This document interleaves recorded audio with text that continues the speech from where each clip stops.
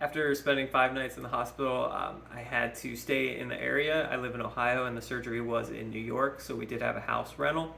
Um, my mom stayed with me. She was my primary caretaker, so she prepared food, kept me entertained, did puzzles with me, crosswords, did as much walking as possible.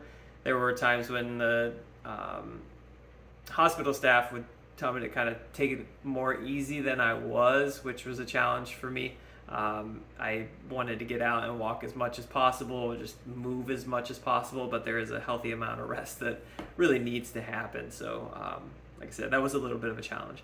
But my wife and kids did come in from Ohio at the 2 week mark.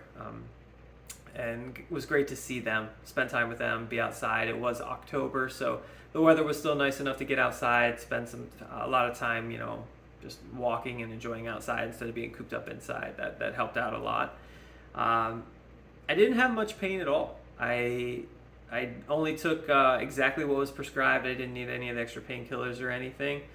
The incision itself was glued. There wasn't too much maintenance there. I did have to go back into the hospital when the bottom of the incision came open and there was a lot of liquid coming out. So that was something that we had to manage.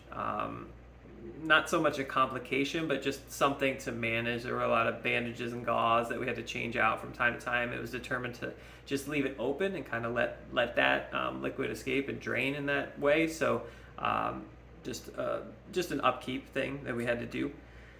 I did have to sleep propped up for several months. If I slept flat, I would be in pain in my core, my back. So just an easy adjustment, sleep propped up, and was able to get good sleep and feel okay waking up.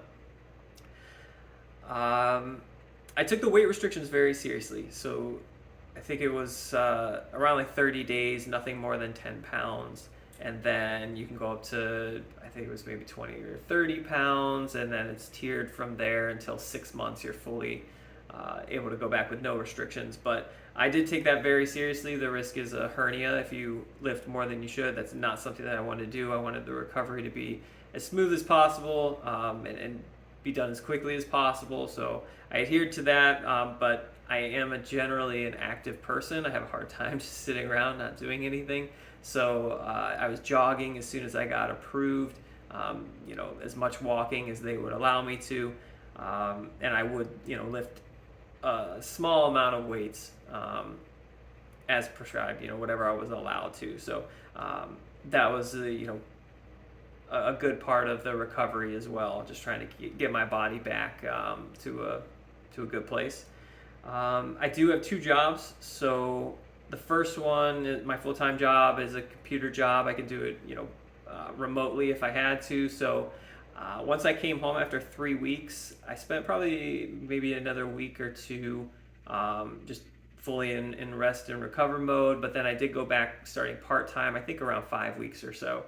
And then maybe another week or two before going back full-time, still remotely. My other job is a physical job. So that one, I was off for the full 6 months. I had to be completely unrestricted before I could go back to that one. So work was also tiered, little bit part-time from home, then eventually going back into the office, but then the other job not for 6 months. So I had overall a great recovery. I had a lot of help. My wife, my mom, even our kids, grandparents, just had a great support system. So my recovery went very smoothly.